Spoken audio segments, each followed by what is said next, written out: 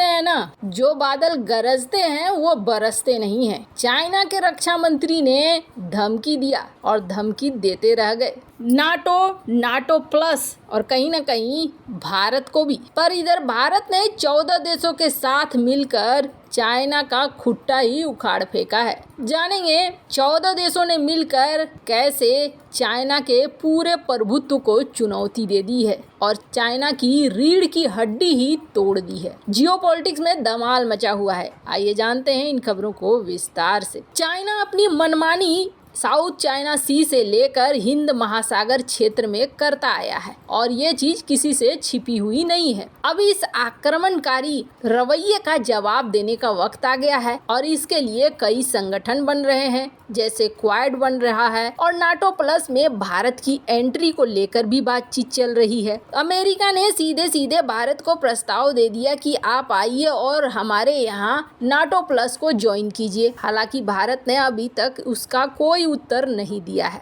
लेकिन क्वाड का सदस्य भारत जरूर है। क्वाड को और नाटो प्लस को लेकर चाइना के डिफेंस मिनिस्टर ने सीधे सीधे चेतावनी दे दी और धमकी भी कह सकते हैं इसे, जिसे संडे को दिया गया। रविवार को इन्होंने कहा कि जो नाटो जैसे संगठन बन रहे हैं ना एशिया पैसिफिक में, इसकी वजह से क्षेत्रीय देशों को किडनैप किया जा रहा है। इन्हें आपस में मिलाकर चाइना के खिलाफ खड़ा किया जा रहा है। ये एक बहुत बड़ा भंवर लाएगा। चाइना के डिफेंस मिनिस्टर ली सेंगफू इसने सांग्रीला डायलॉग समिट के दौरान इस बात को कहा और कहा कि ये एक ऐसा भंवर बनेगा जिसमें आसपास के क्षेत्र आपस में लड़ते रह जाएंगे। ये देश उस भंवर में फंसते चले जाएंगे। इसलिए इस तरीके का संगठन बिल्कुल भी नहीं बनना चाहिए। वैसे आपको बता दें, ये संगठन बन क्यों रहा है? ये संगठन बन रहा है तो सिर्फ और सिर्फ चाइना के कारण।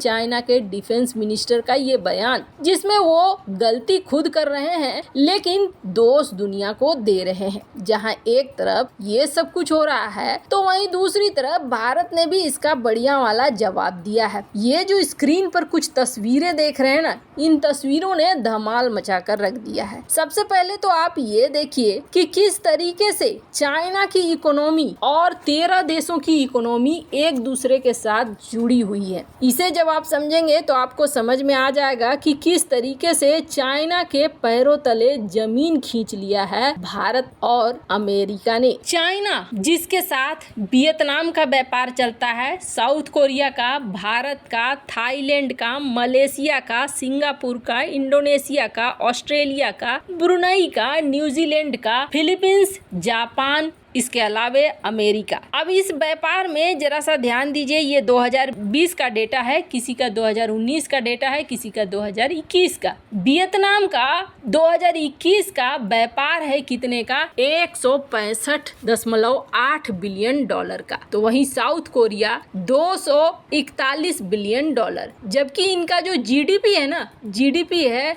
1638 बिलियन। वहीं वियतनाम का 271 है, जिसमें से 165 का तो वो व्यापार करता है चाइना के साथ। भारत की बात करें, भारत का जीडीपी 2021 में 2660 बिलियन डॉलर का था और भारत चाइना के साथ व्यापार करता था 110.4 बिलियन डॉलर का। थाईलैंड की बात करें, 501 बिलियन की इसकी 2020 में जीडीपी थी, लेकिन चाइना से व्यापार करता था 581 बिलियन डॉलर का। मलेशिया 337 बिलियन डॉलर की जीडीपी थी, 176 बिलियन डॉलर का व्यापार करता था। ये सारी चीजें दिखा रही है कि ये जो देश थे, 13 देश इसमें शामिल हैं, ये 13 देश किस तरीके से व्यापार करते थे और चाइना के पास जो इतना माल, इतना व्यापार जाता था, ये इन 13 देशों का था। अभी भी इसमें से अधिकतर देश या फिर ये कहें कि लगभग सारे देश ये चाइना से व्यापार करते हैं, चाहे आपस में कितना भी मतभेद हो। क्यों?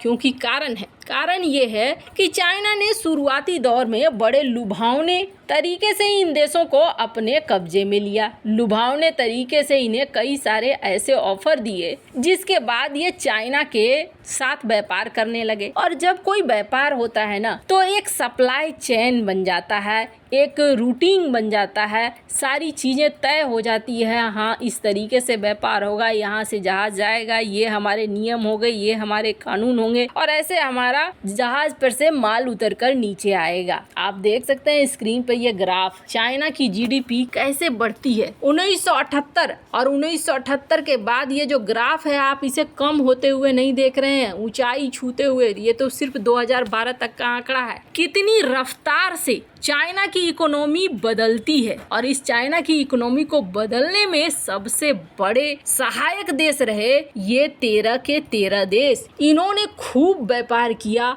और चाइना को खूब फायदा पहुंचाया। चाइना एक बड़ा इकोनॉमी वाला देश बन गया। और सबसे अच्छी बात क्या है पता है, मजे की बात, ये जो दौर था जिस समय चाइना बहुत माल बना रहा था, उस समय चाइना बहुत शांत रहता था। चाइना चुपचाप सिर्फ अपनी ग्रोथ पर फोकस करता था, पैसे को बढ़ाने पर फोकस करता था। और उसके बाद 2012 के बाद हमने देखना शुरू किया कि किस तरीके से आक्रामक होता चला गया चाइना। जिनपिंग के नेतृत्व में तो बहुत ही ज़्यादा आक्रामक हुआ, लेकिन फिर भी देशों की नींद नहीं टूटी थी। देशों की नींद कब टूटी, जब महामारी का समय आया। जो सप्लाई चेन इन्होंने बना कर रखा था, वो सप्लाई चेन अब ऐसा हो गया कि दुनिया के देश मुंह देख रहे थे चाइना के कि चाइना माल भेजो, और चाइना माल भेज नहीं रहा था। चाइना जब माल नहीं भेज रहा था तो महंगाई और भी तेजी से बढ़ रही थी। तब उन्हें समझ में आया कि हमने चाइना के ऊपर पूरी तरीके से निर्भरता करके बहुत बड़ी गलती कर दी है, और इसका खामियाजा हमें हर सेक्टर में देखना पड़ेगा।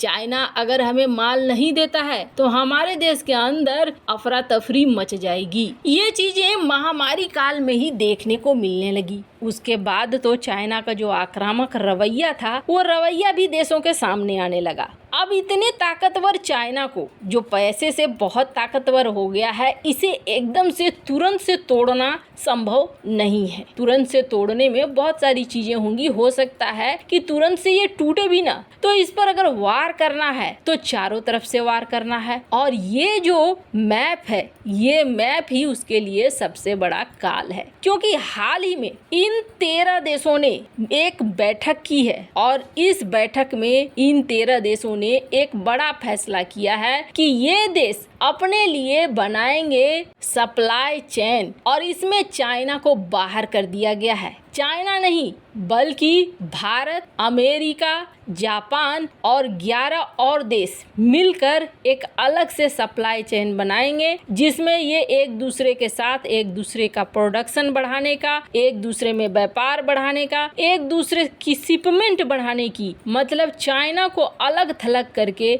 ये Indo Pacific economic framework group बना चुके हैं, जिसमें ये आपस में सारी चीजें करेंगे। इस व्यापार में चाइना कहीं भी नहीं रहेगा। ये चाइना के लिए सबसे बड़ा झटका है। वैसे आपको क्या लगता है, कमेंट कर जरूर बताएं। जल्द मिलते हैं अगले वीडियो में नई खबर के साथ।